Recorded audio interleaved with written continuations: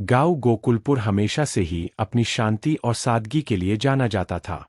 वहां के लोग सरल जीवन व्यतीत करते थे और हर किसी के साथ मित्रवत व्यवहार रखते थे। लेकिन पिछले कुछ दिनों से गांव में एक अनोखी घटना घट रही थी, जिसने सभी का ध्यान अपनी ओर खींचा था। गांव के मंदिर के बाहर रखी चप्पलें एक एक करके गायब हो रही थीं। यह घटना तब शुरू हुई जब गांव के कुछ लोग पूजा करने के बाद अपनी चप्पलें ढूंढने में असफल हो गए। मंदिर का पुजारी रामलाल, जो हमेशा से ही मंदिर की व्यवस्था संभालते थे, परेशान थे। गांव के लोग आते और अपनी गायब चप्पलों की शिकायत करते। पंडित जी, लगता है मंदिर में कोई चप्पल चोर है, लोगों ने कहना शुरू कर दिया। रामलाल जी यह सुनकर बेचैन हो जाते, लेकिन उन्हें समझ नहीं आ रहा था कि चोर कौन हो सकता है। आखिर चप्पलें चुराने का मकसद क्या हो सकता है? गांव के कुछ बुजुर्गों का मानना था कि यह किसी बच्चे की शरारत है। वहीं कुछ और लोग इसे किसी भूत प्रेत की करतूत मान रहे थे। लेकिन असल में क्या हो रहा था, यह कोई नहीं जानता था। धीरे धीरे गांव में यह चर्चा फैलने लगी कि मंदिर के पास कोई चप्पल चोर सक्रिय है, और लोग अपनी नई नई चप्पलों के गायब होने से परेशान हो उठे थे। एक दिन गांव के सबसे समझदार व्यक्ति हरिराम ने कहा, मुझे यकीन है कि यह इंसानी काम है। हमें इसे पकड़ने की कोई तरकीब निकालनी चाहिए। हरिराम की बात सुनकर गांव के कुछ नौजवानों ने ठान लिया कि वे इस चोर को पकड़कर ही दम लेंगे। गांव के नौजवानों ने योजना बनाई कि वे रात के समय मंदिर के पास छिपकर पहरा देंगे। वे चुपचाप एक कोने में छिपकर देखेंगे कि आखिर चोर कौन है। इसी बीच एक युवक ने सुझाव दिया, क्यों न हम अपने सबसे सुंदर और महंगी चप्पलें यहां छोड़ दें। हो सकता है कि चोर इन्हें देखकर लालच में आ जाए। यह सुझाव सभी को सही लगा, और गांव के 4-5 लोग अपनी नईनवेली चप्पलें मंदिर के बाहर छोड़कर छिप गए। रात हो चुकी थी और मंदिर के चारों ओर सन्नाटा पसरा हुआ था। सभी नौजवान धड़कते दिल से चोर के आने का इंतजार कर रहे थे। जैसे जैसे समय बीतता गया, सभी की आंखों में उत्सुकता और बेचैनी बढ़ती गई। आधी रात बीत चुकी थी। अचानक मंदिर के पिछवाड़े से कुछ हलचल सुनाई दी। नौजवानों की निगाहें उसी दिशा में जा टिकीं।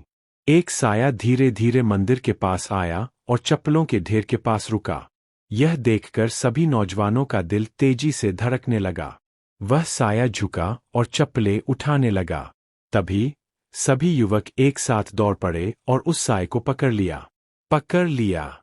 यह रहा चप्पल चोर, उन्होंने खुशी से चिल्लाया।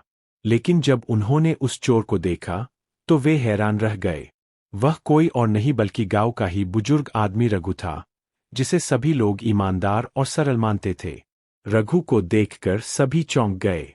रघु काका, आप चप्पलें क्यों चुरा रहे हैं? एक युवक ने हैरानी से पूछा। रघु का चेहरा शर्म से लाल हो गया था।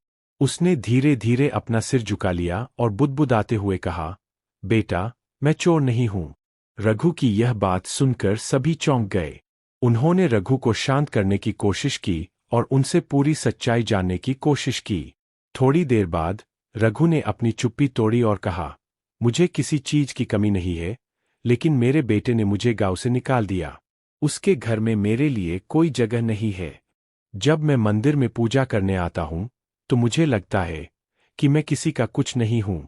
इन चप्पलों को देखकर मुझे लगता था कि शायद इन्हें अपने पास रखने से मुझे थोड़ी शांति मिलेगी।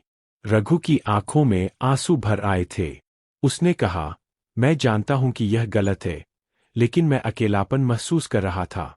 मेरे पास कोई नहीं था, और यह चप्पलें मुझे यह एहसास कराती थीं कि मेरे पास कुछ तो है। यह सुनकर सभी युवक भावुक हो गए। किसी को अंदाजा भी नहीं था कि रघु इस तरह की मानसिक स्थिति में है। सभी ने मिलकर रघु को सांत्वना दी और कहा कि उन्हें कभी अकेलापन महसूस करने की जरूरत नहीं है। उन्होंने उसे भरोसा दिलाया कि वह उनके साथ रह सकता है, और गांव के लोग हमेशा उसकी देखभाल करेंगे। गांव के लोग इस घटना के बाद और भी करीब आ गए। उन्होंने मिलकर फैसला किया कि रघु को अपने घरों में बारी बारी से रखा जाएगा, ताकि उसे अकेलापन महसूस न हो। इस घटना ने गांव के लोगों को यह सिखाया कि किसी के अकेलेपन और दुख को नजरअंदाज नहीं करना चाहिए। चप्पल चोरी की इस घटना ने पूरे गांव को यह समझा दिया कि हर इंसान की जरूरतें और भावनाएं अलग होती है।